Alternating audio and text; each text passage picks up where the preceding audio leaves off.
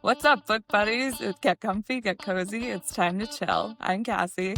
And I'm Emily, and this is Book Bits and Chill, the podcast where we break down every chapter, thirst over fictional men, and never take ourselves too seriously. Oh, But yeah. let me tell you today, we are taking something very seriously because we have deep dived into the world of physics, met our new best friend, cried our eyes out, and maybe found our 6-star read of the year. Whoa. Today, we are talking about Andy Weir's Project Hail Mary, and we have been waiting to read this and are so excited to dive in. What do we have to look forward to, Cass? A lot. We potentially some tears. I was literally just tearing up as you were saying all of that. So for context, this is, I think, one of the most hyped audiobooks that I've seen on the internet. Like, this audiobook is something that people just laud left and right. So this is one where if you've seen the hype, if you've seen the hype on the book, if you've seen people just ranting and raving about it, this episode is for you to understand if you should read it or not. So we'll go into a light recap. It will not contain any spoilers. We'll No try spoilers our here. hardest. If there's any spoilers, sorry. We'll talk a little bit about how we felt about the book, what our reactions were during reading it. And then we really talk about this movie adaptation because I have a lot to say. Forgot. How could I forget the movie adaptation? We are going to discuss that. The trailer just came out like a month ago or something, and I haven't am watched so it excited. on purpose. I purposely didn't watch it until after I read, and then after I had this conversation because I didn't want it to ruin my brain because I don't like adaptations. I did the exact same thing, but I do love adaptations, so I was really excited about it. And I finished it today and then immediately rushed to watch the trailer, and honestly, it didn't disappoint. Like, I immediately burst into tears at the end. Hey, you want to hear a little light recap about what happened in this great, fabulous book? I do. Okay, you entered this world and you are on a space shuttle. It's lost in space and there is only one live scientist/astronaut on it, and that is Ryland Grace. The book starts to have a POV switch and you see Ryland on Earth before the space shuttle launched into space, and you kind of give some background around what's going on. The Earth is in peril. The Earth is being attacked by tiny little critters called astrophage that are eating away at the sun and causing basically like a apocalypse, an ice age. The world is going to end. There's going to be famine, destruction, freezing human beings. And Ryland Grace is an expert in astrophage and also a middle school teacher or high school teacher? Middle school. He teaches like 12-year-olds. Yeah. And he just happens to be the perfect person for the job. So he gets taken into this kind of like covert ops type experiment where they're going to send these scientists into space to try to save Earth. Along the way, he loses some fellow astronauts and becomes the sole survivor of Project Hail Mary. He is alone in space. Alone in space is not a good way to be, let me tell you. No, not where I want to be alone. He sees another space shuttle outside the window and cannot believe his eyes. They start passing messages and he comes to meet another alien life form from another planet. They don't speak the same language. They don't look alike. They quickly become best friends and learn how to communicate with each other and find out that this planet, Irid, is also having the same problem as Earth. And these two buddy up, best friends forever, to solve the problem and save both of their planets. Will they save their planets? We won't tell you. No, you have to read the book to find out. You have to read the book and cry as much as we do to find out. Oh my gosh. The concept of this story was super interesting because I feel like I wasn't sure if I was going to get like Christopher Nolan Interstellar vibes or if we were going to get, Andy Weir also wrote The Martian, where I think as a writer, he does a really good job of incorporating these very like complex concepts, but like adding humor and levity to it. And that's what I felt like I got from The Martian. And I definitely got that from this book. I literally compare everything that has to do with space to Interstellar because I I do think, too. especially the generation we come from, that movie was so shocking when it It came was. out. It was. And so I think I was expecting action packed too, which is not what you get from this book. But what you do get is like a heartwarming adventure. You learn a lot about Yeah. science, Earth, space, what's out there. And I agree with you that the science at base, like at face value, seemed so complex. Like at first, Right. I was so worried. I was like, I did not do well at science in school. Like, this is not going to be good. But he does it in a way like, I'm telling you what you need to know, but you don't need to Right. hold on to it. You don't need to remember this forever. Just Right. like let it pass you. It's for this chapter and then you can let it Right. go, which I appreciated. Totally. And it gave me such an appreciation for people who are incredibly talented scientists and what they can do with their brains. Like, I was just shocked every single chapter that this man would be whipping out the wildest mental math, like Oh, crazy yeah. concepts, just like pulling them out of his ass. Like, it was just, I don't know, it was mind blowing in that regard. So I don't know. I think I thought the story was very unique in that regard, where you do get this peek into a true scientist's brain, and you understand how he's able to problem solve in real time, and that kind of adds to the adventure aspect to it. And then Yeah. obviously the fact that he has this like alien companion, you get a relationship out of that, and it becomes a kind of this like very character driven relationship story on top Yeah. of the fact that they're trying to save their planets. Yeah. So I don't know, I was blown away by this book and how unique it was. So this leads me to some hot topic questions I have for A you. hot topic. And one of them is that we are trusting Andy Weir at face value that he is telling us factual scientific information, but like how Yeah. much of this information do you think is actual fact? Like, do you think a physicist is reading this and is like, that is clearly not how that experiment would go down? I truly don't know, and I'm sure if we went through the Goodreads reviews, there would be a lot of people in STEM who would be just poking holes Oh, left and yeah. right in this, but, like, which I feel like we said this similarly with Atmosphere, where for me as a non-woman in STEM, I felt that I could really appreciate the concepts even if they weren't Right. fully baked or whatever. And I Yeah. think as like an average reader, you could really appreciate it. But to your point, it's like if I was someone going through and fact checking everything in here, I'm sure there would be a shitload of inaccuracies just left and right. Right. And I looked up what Andy Weir's like background in science is that like makes him able to write these things. And Yeah. basically he has none. He's a computer programmer that worked at like video game companies. And basically he's just like a science nerd. So Oh I my do God. wonder that people like you said that are in STEM that really appreciate like microbiology, like maybe you Right. wouldn't love all the factual information in this, but as a bystander, Andy, you did a great job. You did, you crushed it. For someone who got, I think, a B plus or an A minus in biology, I felt like he crushed it. I And that's actually all that think matters. in science class they should read this book. Yeah, I agree. And I also loved the fact that he was a middle school science teacher, because Mhm. that is actually the time period where I really, really enjoyed science. And so like getting to like have or experience that joy through like the kids that he was teaching, and like how Mhm. invested he was in his job and all that good stuff, I thought was very So sweet.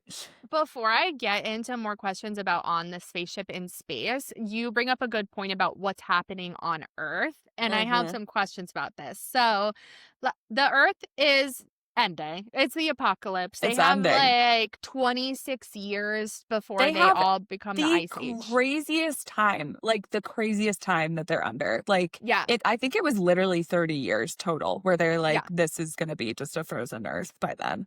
Right. And so they basically have no time to figure out like how to make this mission successful while like not passing some moral boundaries. Yeah, And one of those moral boundaries is that the astronauts and scientists that get sent into space are on a mission of never returning back home. They it's a will one-way be ticket. left in space, whatever that means for them. And Ryland Grace maybe wasn't supposed to be there in the first place because he loved his life on Earth. He loved his children that he taught science to, Mhm. and he had no problems with his day to day, but he ends up on this ship. And my Mhm. question for you, Cassie, is could you sacrifice yourself for the greater good of the Earth if you knew you were never coming back? I think I would, honestly. Like, I thought about that a lot, like, because it wasn't just cut and dry for these characters, which I really appreciated. Like, Yeah. there were certain characters who were like true astronauts, had been training their whole lives for things like this, not for the apocalypse, but like to go into space. And they knew that there is risk to going into space, and that risk is that you wouldn't come back. But for someone who is just an average person like us or a school teacher, like you don't grapple with that. And Yeah. so I really appreciated that he showcased that with Dr. Grace's story in particular. But I was thinking Dr. about that. Grace. I love Dr. that you've Grace. titled him. That's his name, Dr. I Ryland know Grace. it is. But you're like, put some respect on his name. Give him his doctor, his credentials.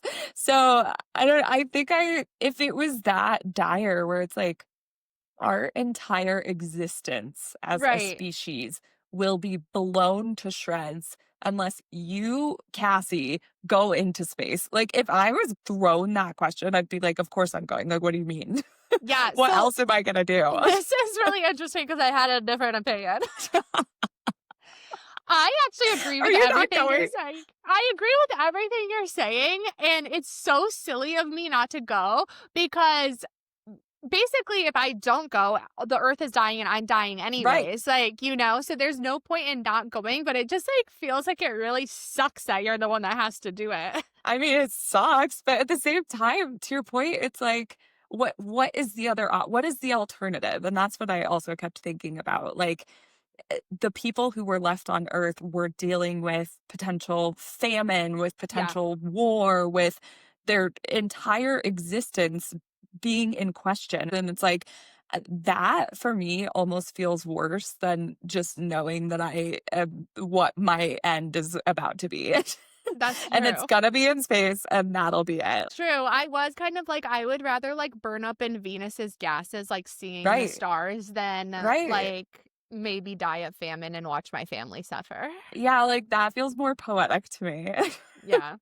So in this book, like we've been talking about, they're like, you have 26 years until all of this stuff starts occurring on Earth. But they're Yeah. basically like, to get to this planet Tau Ceti that is going to have the answers to this problem, it's 13 years away on a spaceship. So they put them in a like coma basically to get them there, and they wake up 13 years later. But I'm like, oh my gosh, there goes half the timeline. How is this gonna work? I feel like everybody's dead already. I won't spoil what the like specifics of the mechanics were, but yes, like that is one of the wildest parts of this is like uh, they were literally just beholden to the timeline of which they could like set up this mission every year that goes by. You know that you are beholden no matter what to this like 13-year time period of Yeah. them even getting to their destination, Right. let alone the time that they need to spend there to figure out what the fuck is going on and how to defeat this astrophage. And then the time that it sends to, or takes to go send back! the information back. Like, And it then is when just, they get the information back, they have to put it into like fruition. right. They have to like So I'm act like, on is it. everybody dead? Everybody's dead. Right. Right. Maybe. I don't know. We don't know also what they're doing on Earth at this time to like try to like save themselves as well. So they could have been Yeah. like making up like fake foods and things to survive. Yeah. But Totally. But still with crazy. the time passing, I'm hoping you know the answer to this. I think that you're Albert Einstein and are going to be able to answer all of my science questions. I'm shocked by this. Well, I just think that you know everything. I said I got an A- in biology, and she's like, okay. That's part Q&A. of being a best friend is I think that you know how to do everything and are the best at everything. My best friend thinks that I could be Dr. Grace if I tried. I got so confused. So basically, all this time has passed 13 years, but then, and this is important when we're talking about the movie adaptation. So everybody, listen up. Supposedly, he hasn't aged because of like the time relativity. Yes. Essentially, the science behind it is that like Earth years versus space years because of the time frame it takes to travel. Oh. Like, so that spaceship was not traveling at the speed of light, but it was traveling at a faster time frame than time is passing on Earth. Oh. And so technically, even though they were traveling for 13 Earth years, for them, it was only 4 space years. Yes, that is And what they said, so yeah. and so their rate of aging is different because they technically, again, like, even though they are beholden to these Earth years when they're on Earth, like, when they're out in space, the amount of time that they've actually been experiencing and their body has been experiencing is the 4 years. So then you land and your daughter, who was a baby when you left, Yeah, is now like 14 and you've yeah. only aged 4 years? Well, yeah, technically 8 years if they came back. Oh, wait, But your baby yeah, would be 26. right. I mean, your baby would have aged, yeah, 26 years, and you would have only aged 8 years, That's technically. so weird. That I is know, crazy. it's crazy. That was the thing that blew my mind when I watched Interstellar also, when he comes back and his daughter, who was Oh, literally yeah. a, like, young girl, is, like, an old woman in bed, like, dying, basically, and Yeah. he's, like, essentially the same age. I don't think I understood that in Interstellar that was talking about time-space relativity because I was just on a fever dream. Yeah. I was just wondering how that movie was going to end. Okay, but speaking of that, like, this man wakes up from a coma and Mhm. he's in space and he meets this alien. And him and this alien obviously form this friendship and they start to figure out how to collectively save their planets together.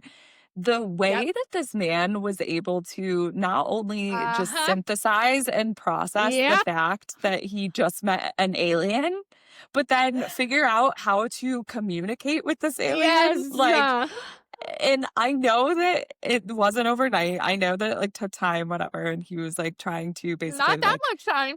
just but he was trying to not keep us in, like, the day to day, like, whatever. Yeah. I feel like he did a good job of being like, oh, he was, like, reliant on this, like, technology that he used to interpret what the alien was saying, and then he Yeah. eventually over time becomes not reliant on it because he can just understand. But I think what I was most mind blown by was the fact that he was able to say, like, "Holy shit, this is a, like, sentient, smart being Yeah. in front of me that exists on a completely different planet," and then he's like, "Okay, let's figure this out." So he meets his alien friend, and his name is Rocky. And he is not what a traditional alien would look like. I won't spoil what he looks like so you can all learn that yourself, but he's not what Yeah, we picture like a little green guy. he's And not like he ET.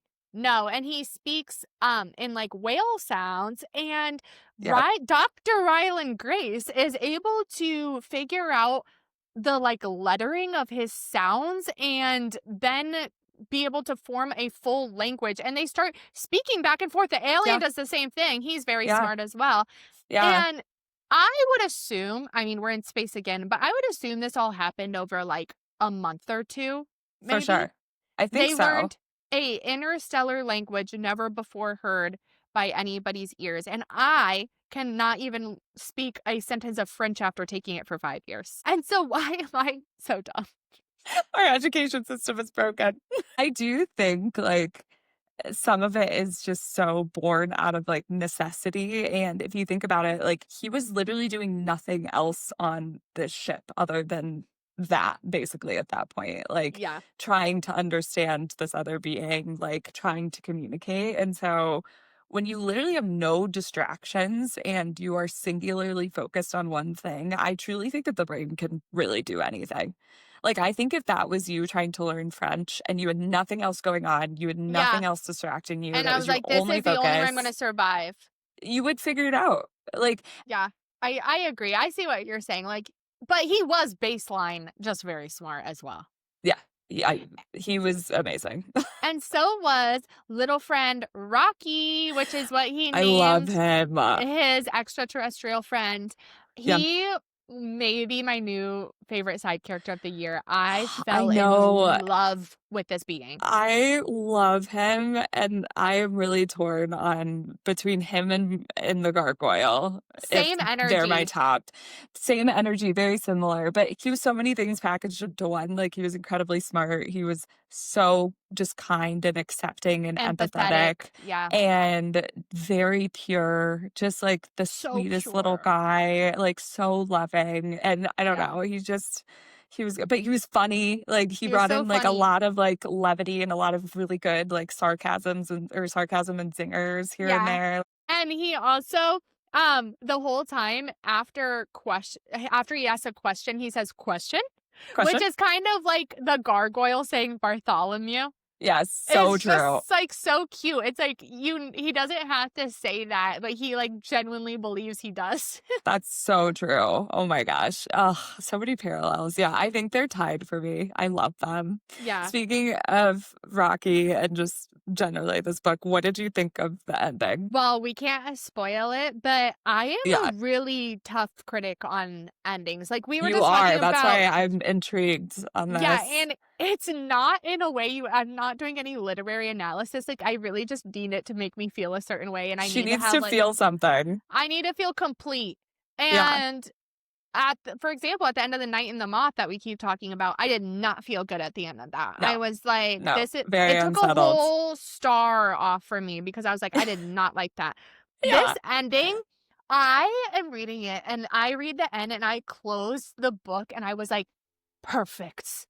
Amazing. Oh, Exactly what I needed. I feel full again. I could not agree more. Like, it was satisfying, but it still left some open questions for Yeah. the reader to be able to interpret or, fill in whatever gaps that they would want to with their own imagination. It addressed certain things, like it wraps up certain things. Like, it was so good. I think that, and we can talk about who should and shouldn't read this, but I Yeah. genuinely think that most people would enjoy this book. Yeah. Like, Let's talk about who do most you think would enjoy this book? okay, so obviously baseline, if you are someone who genuinely or generally enjoys sci-fi, even if you Mm-hmm. enjoy like a dystopian novel True. or like if you're a doomsday lover, like I feel like those people just inherently would really enjoy this story and really get Yeah. into this story because even though it wasn't fast-paced and action-packed, I did feel like my heart rate was generally elevated as I was reading a lot of Yeah. it. My palms were sweating for the last 70 pages. Yeah, because you just don't know what's gonna happen, and there's a lot of things that go wrong, obviously, because it's Yeah. one man and an alien in space, and so I think those people would just full stop enjoy this book, but Yeah. I do think if you are someone who can appreciate like these concepts in science, like, and not need to know anything else about them, just like reading them at face value. Yeah. If you maybe enjoyed that stuff in middle school, or Yes. like That's what if I was you thinking too. if you just want to be like shocked and awed by something that you literally know nothing about. Yeah. Like, I actually think that you would really, really enjoy this book. And some of the stuff can get dry, but I do think, like I said earlier, Andy does a really good job of balancing the drier concepts and the Yeah. deeper concepts with like jokes and sarcasm and a lot of really good levity. And so I never felt bored when he would be No. talking about a math equation that he was I doing in his never head. felt bored, but there were times where, like, if I was reading it late at night, I was like, this is like a little bit too heavy for my brain at like half Yeah, capacity. So that's I fair. did a You want to lot of be like, at full mass. yeah, I did a lot of reading like in the morning with my coffee, which was super enjoyable. Yeah. But I had the same feeling as you. I would, if you loved like middle school science, like Bill Nye the Science Guy, I think you would love this because it gives you all of those same feels as like, whoa, wow, Yeah. science experiments. I do think that there is a group of people that would not like this book. You have to admit Yeah. that. Oh, yeah, Like, for you sure. can't just like blanket recommend this to everybody. There's people No. out there that like what I would say like are into like Bravo shows, even though I love Bravo too. We can be multifaceted. Like, they don't have the attention span to like Right. to allow this world to build around them, and they need like Right. immediate action. Like, they're not gonna Yes. give this book a chance.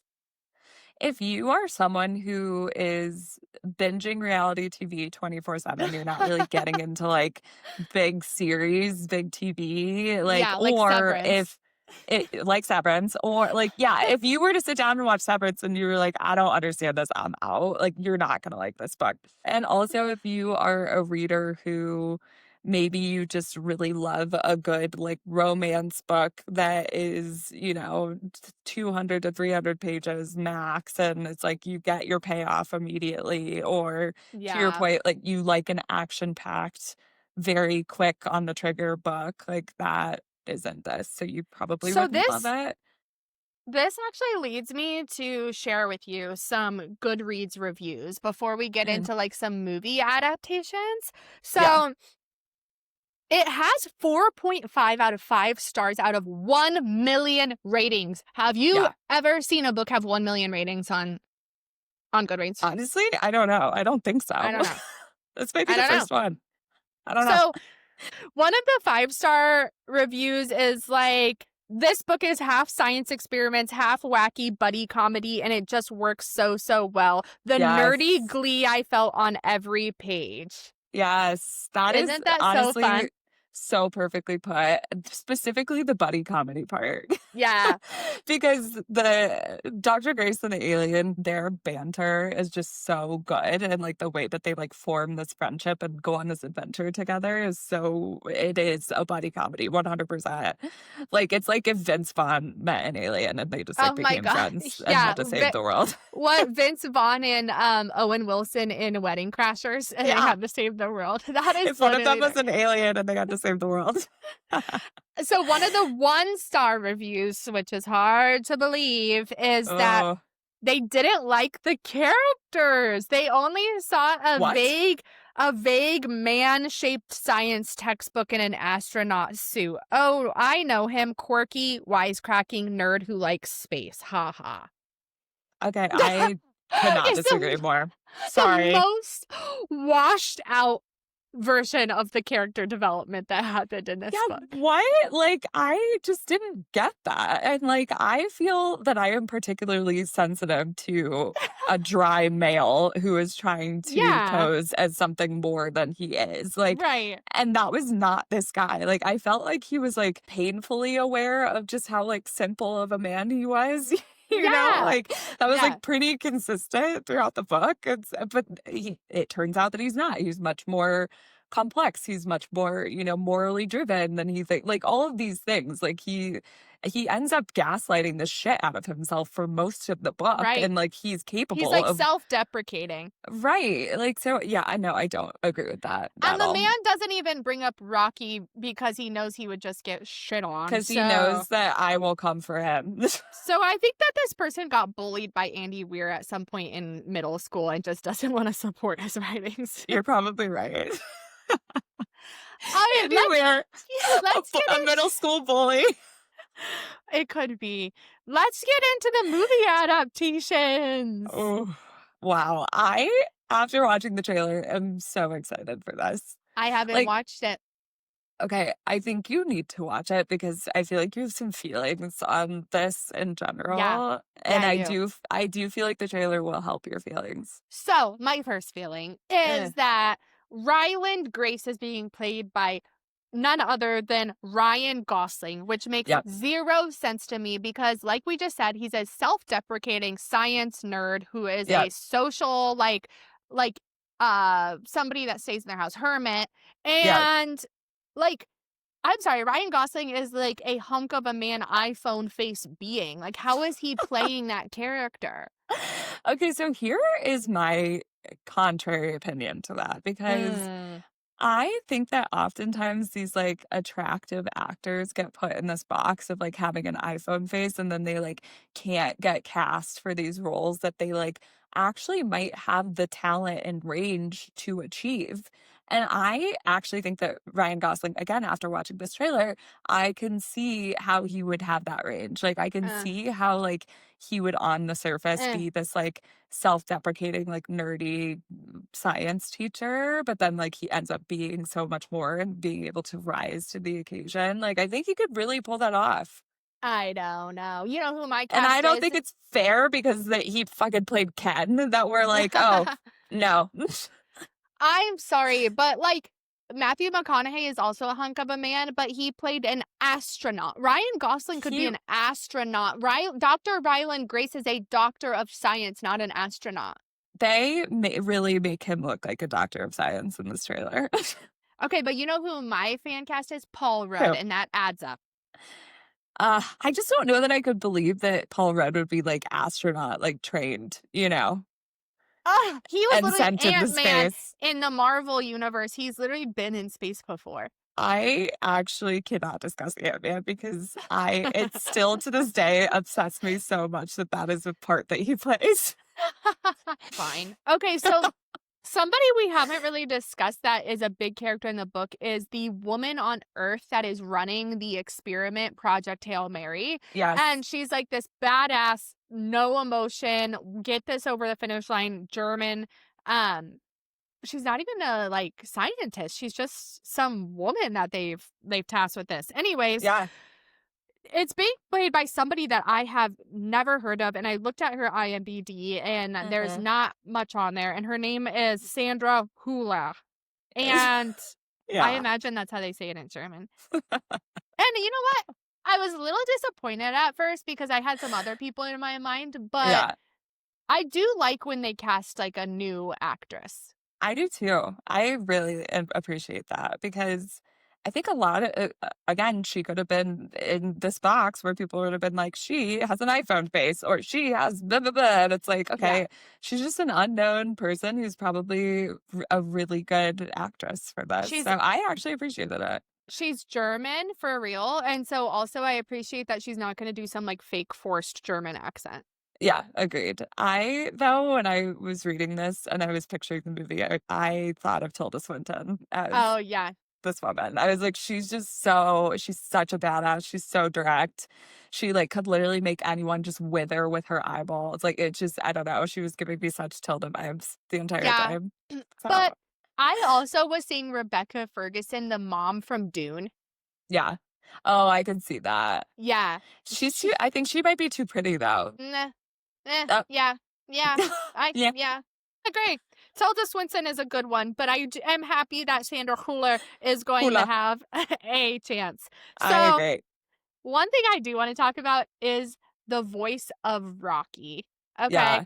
I, unfortunately, by Jeff Bezos himself, got cut off from listening to the audiobook on Spotify. So I didn't actually hear what they did on the audiobook for Rocky's voice, but it's described in the book as a whale sound. So what did it Yes. sound like on the audiobook? It literally sounded like if you were to put your voice in a like synthesizer, essentially. But when he didn't understand him, Yeah. it just sounded like beep boop bop bop bop bop. Yeah. Like you were basically like typing in a computer. Okay, so that was one of my questions. So they end up just turning it into like a English speaking alien. Yes. Okay, Yeah. so with knowing that, they cast a man that is, again, somebody we don't know, James Ortiz. He's from musical theater. He's only ever Right. been in Broadway, which makes sense for the whale sounds. But Yeah. do you not think it should have been Ray Porter, the man himself, that did the narration for this book? I think it would have been good to give him his flowers in that way. Yeah. But I also think that there was probably a very specific type of voice actor that they needed for this because truly in the audiobook it was like literally Ray Porter with a synthesizer just talking. Okay, so And while I appreciated it, I think that in the trailer, do they do Rocky's voice? It's gonna be like No. it's gonna be all subtitles. I don't know. They don't have him speak at all. You just like see his fingers. And that's it. Oh, interesting. Yeah. So Okay. we'll see. But I do think in general with this movie adaptation, I hope that they are careful about how they go about it. Because if they fuck this up, I'm Yeah. not going to be happy. Yeah, I think that there will be a uprising and we will turn this earth into the apocalypse if the movie's bad. That's right. We'll make the storyline actually come to life. But they did seem to make some choices where they sped up certain parts of the plot, at least from what I was seeing. That's And so fine. I'm very interested to see how that ends up coming together. They can speed it up, they can't delete. That will be my issue, and that's my issue with a lot of adaptations. Yeah, true, Speed it up. true. Watch it on like 3x audiobook speed, but I am not deleting. All I know is I'm gonna be at the premiere. Ooh, we should go together. All right, I'll fly out. Okay, cool. Just take a flight. See you then. Not a space flight, a real flight.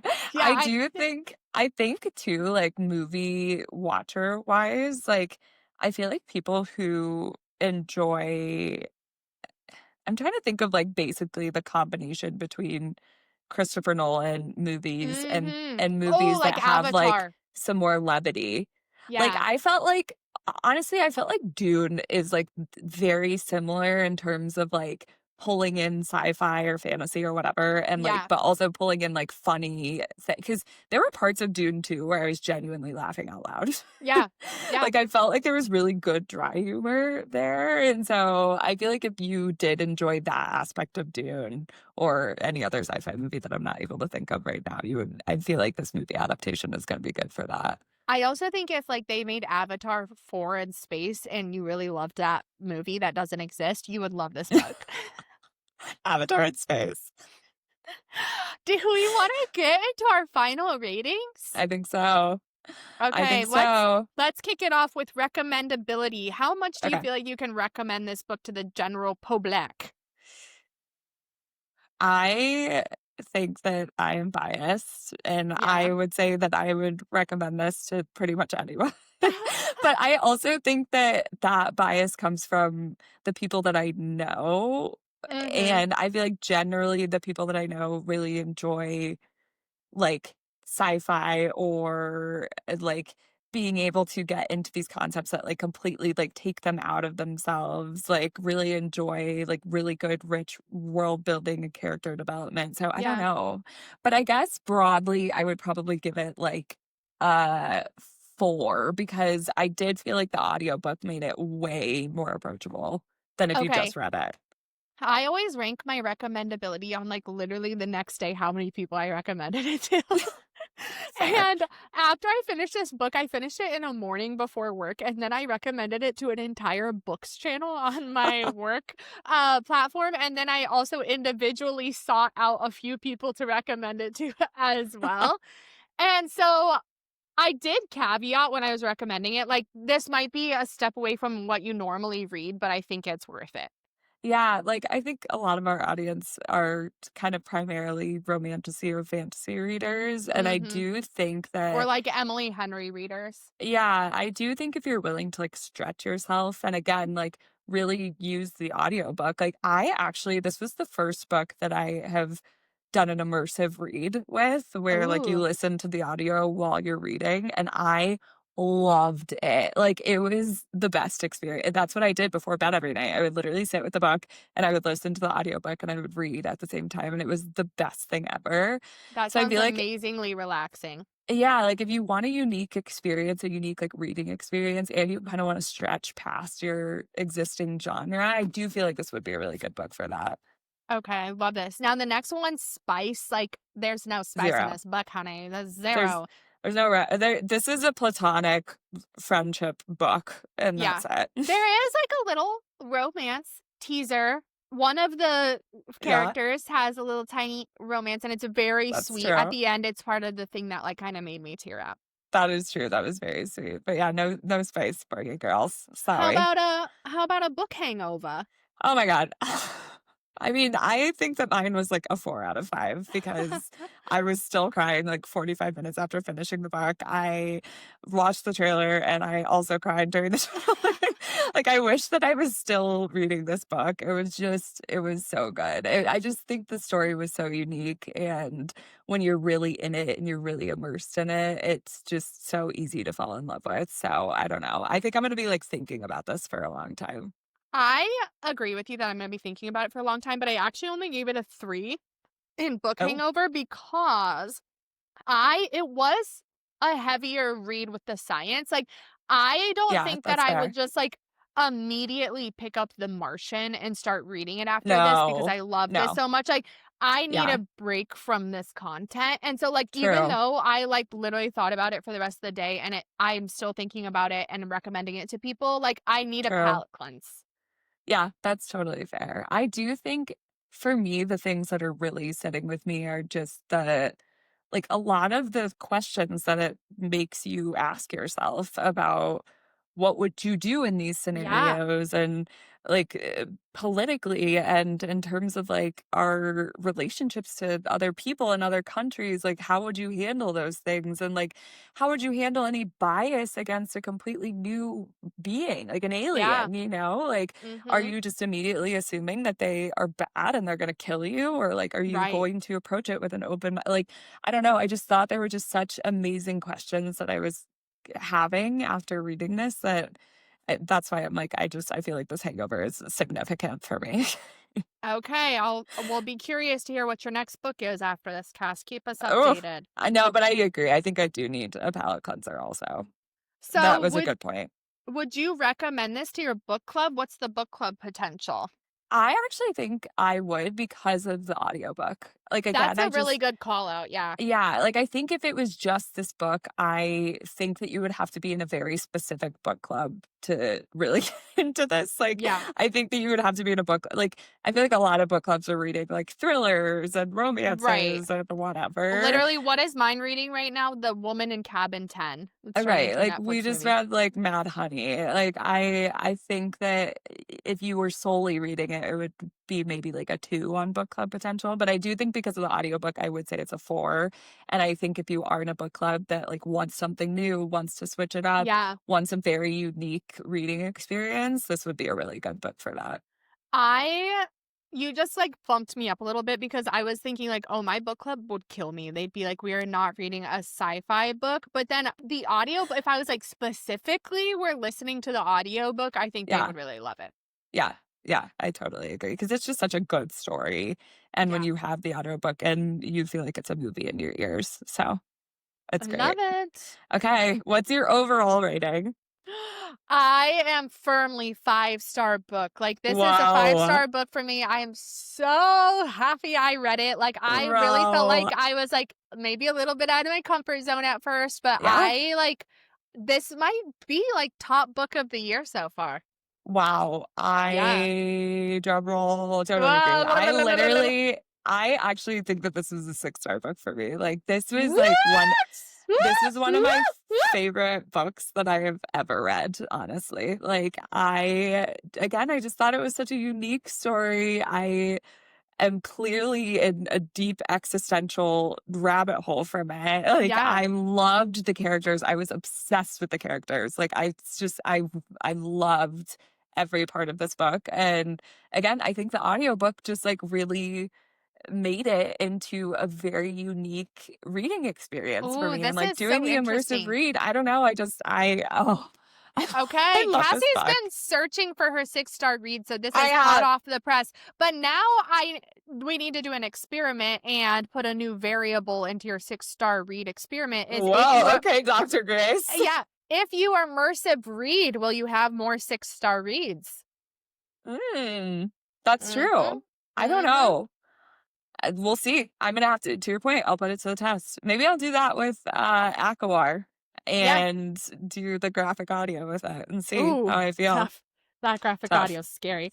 All right, buddies. If you like Dark Matter, The Martian, Red Rising, for our romanticy people, maybe Silver Elite, rush to pick up Andy Weir's Project Hail Mary. It is not going to disappoint you. Or if you read this book and you want something to read next and you haven't read those books, you would love them. Yeah. But, all right, well, that wraps up our recommendation. I think everyone here probably understands that we would literally shout about this book from the mountaintops. All right, tune in next week for another drum roll, our Ooh. romantasy series that we will or will not be continuing. You guys know we read Wow. a lot of romantasy books, so this one's gonna be a good one. I actually have some very hot takes here, so you Ooh, guys won't wanna miss that. And then I think we're yes. also maybe gonna talk about some TV shows we will or will not be continuing. Lot of pop culture to talk about in this next episode. A lot of series discussion, so come back for that, and, in the meantime, I'll see you same time, same place. Bring your book boyfriends, bring your blankets, and we'll see you then. See ya.